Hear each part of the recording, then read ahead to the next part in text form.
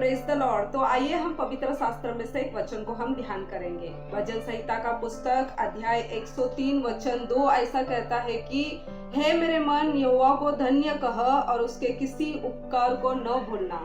यहाँ पर दाऊद राजा जो बहुत बड़े राजा थे और देशों पर राज्य करते थे, वो अपने मन से कहते हैं कि हे मेरे मन तू यहोवा को धन्य कह और उसके किसी उपकार को न भूलना। हम देखते हैं कि धन्यवाद देना कितना जरूरी है।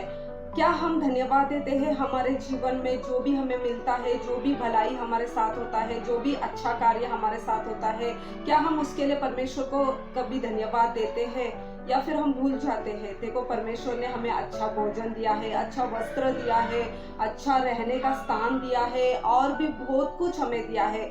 जब हम बीमार पड़ जाते हैं तब वो हमें चंगा करता है, जब हम मुसीबत में फंस जाते हैं तब वो हमें उससे बचाता है, और जब हम राह भटक जाते हैं तब भी वो हमें सही मार्ग पर लेकर जाता है, और जब जब हम गिर जाते हैं तब भी वो हमें उठाता है। देखो, परमेश्वर का भलाई हमारे जीवन में कितना अधिक है, मगर क्या हम उन हर एक बातों के लिए, उन हर एक बातों को याद करते हुए क्या हम परमेश्वर को धन्यवाद देते हैं? एक बार ऐसा ही एक व्यक्ति होता है, वो एक कंपनी में काम करता है, वहां पर उनको कार सेल करना होता है। तो वहां पर बहुत सालों से वो कार, उनके द्वारा कुछ कार बिक ही नहीं रहा था। तब वो बहुत उदास हो जाते हैं और मैनेजर उनको बुलाकर कहते हैं कि तुमने बहुत 1 साल से कुछ भी ज्यादा कार तुमने बिका नहीं है, तुमने सेल नहीं किया, इसलिए अगर ऐसा ही रहेगा तुम्हारा स्थिति तो तुम्हें जल्द ही इस काम का हाथ धोना पड़ेगा। ऐसा कर कर वो उसे बुलाकर सलाह देते हैं। यहाँ पर वो व्यक्ति बहुत ही डर जाते हैं और वो सोचते हैं कि मैं क्या करूँ, क्यों बहुत दिनों से सेल नहीं हो रहा है, मेरे द्वारा कुछ भी कार को मैं बिक नहीं पा रहा हूँ, उसका कारण क्या है?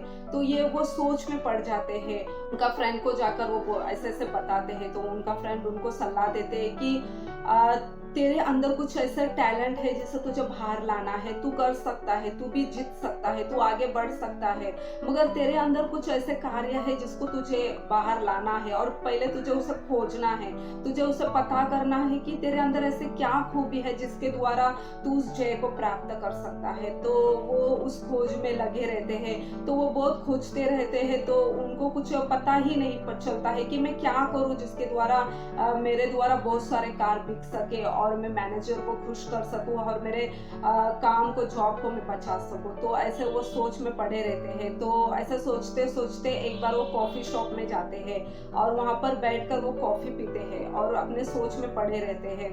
तब अचानक वेटर जब उनका बिल देने आते हैं तो एक छोटा सा कार्ड वहां पर रखते हैं, एक ग्रीटिंग कार्ड होता है। जब वो व्यक्ति उस कार्ड को उठाकर देखते हैं तो उसमें थैंक यू कर कर लिखा रहता है, आप हमारे शॉप में आकर कॉफी पिए, इसके लिए धन्यवाद कर कर एक छोटा सा मैसेज उसमें लिखा रहता है। उस कार्ड को देखते ही उनको समझ में आ जाता है कि उनको क्या करना है, तो वो भी इसी कार्य को अपने जीवन में करने का निर्णय लेते हैं। जब भी उनके पास कस्टमर आते हैं कार को देखने के लिए, तो जब भी वो खरीदते हैं तो उनको धन्यवाद कहते हुए एक ग्रीटिंग बनाकर उनके घर पे वो भेजा करते थे। ऐसे ही करते करते जब दिन बढ़ते जाता है तो ऐसे ही वो किया करते थे, अपने कस्टमर को एक धन्यवाद का ग्रीटिंग भेजा करते थे और उस ग्रीटिंग को देखकर पढ़कर जो कस्टमर है उनका मन प्रसन्न हुआ करता था और वो दूसरों को, औरों को भी इसके बारे में बताया करते थे और बोलते थे कि देखो, ये जो व्यक्ति है जिससे हम कार खरीदते हैं वो कितना धन्यवाद हृदय का एक मनुष्य है, वो अपने कार खरीदने वालों को ऐसे धन्यवाद कहा करता है। तो ऐसे उनका जो नाम होता है वो चारों तरफ फैल जाता है और बहुत सारे लोग उनके पास गाड़ी खरीदने आ जाते हैं। ऐसे करते करते उनका गाड़ी का जो खरीदने वाले की गिनती है वो दिन बर दिन बढ़ते रहती है और मैनेजर भी उनसे बहुत खुश हो जाते हैं, उनको प्रमोशन देते हैं। इस तरह उनके लाइफ में वो इतने आगे बढ़ जाते हैं कि पूरे देश भर में ज्यादा कार सेल करने वाला वो व्यक्ति बन जाता है। देखो, जब एक मनुष्य दूसरे मनुष्य को जब धन्यवाद देता है तो वो कितना प्रसन्न हो जाता है, और जब मनुष्य को धन्यवाद देने पर ही इतना उन्नति आ सकता है, तो हम परमेश्वर, जीवित है परमेश्वर जिसने हमें बनाया है, जिसने हमें इस पृथ्वी पर रखा है, हमें जीवित रखा है, हमारे द्वारा भलाई करने के लिए रखा है, हमारे द्वारा औरों को जय देने के लिए रखा है, जरा सोचिए, अगर वो जीवित है परमेश्वर को, जब हम ऐसी धन्यवाद की बलिदान, धन्यवाद की स्तुति की बलिदान जब हम चढ़ाया करेंगे तो वो हमसे कितना प्रसन्न हो जाएंगे। हम देखते हैं कि संसार में ऐसे उपकार को मानने वाले बहुत कम लोग होते हैं। जब हम किसी को मदद करते हैं तो धन्यवाद देने वाले बहुत ही कम होते हैं। एक बार ऐसा ही मेरे एक फ्रेंड थे, तो उनको कुछ मदद की ज़रूरत थी, मगर उन्होंने मुझसे हेल्प मांगा नहीं। फिर भी मैंने जानते हुए उनको कुछ हेल्प किया।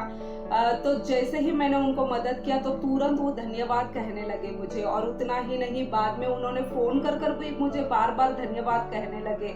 उतना ही नहीं, फिर से बाद में जब वो दोबारा मुझसे मिले तब भी वो मुझे उस विषय के लिए धन्यवाद करने लगे। तब मुझे बहुत ही आश्चर्य हुआ और मैं सोच में पड़ गई कि ये तो छोटा सा मदद मैंने किया है, मेरे लिए तो बहुत ही छोटा था और उनके लिए भी छोटा सा ही मदद है, फिर भी ये इस उपकार को कितना मान रही है और उनके अंदर कितना एक धन्यवाद भरा हुआ उनका हृदय है जो वो धन्यवाद कहते हैं। तो मुझे बहुत ही अचंभित में हो गई।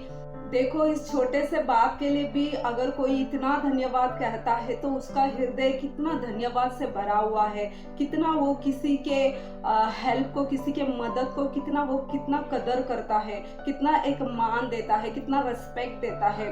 संसार में ऐसे लोगों को हम बहुत ही कम लोगों को देखते हैं, क्योंकि कभी हम बहुत सारे लोगों को हेल्प करते हैं मगर उस हेल्प के बदले में धन्यवाद तो छोड़ो, थोड़ा सा हंसकर मुस्कुराते भी नहीं है।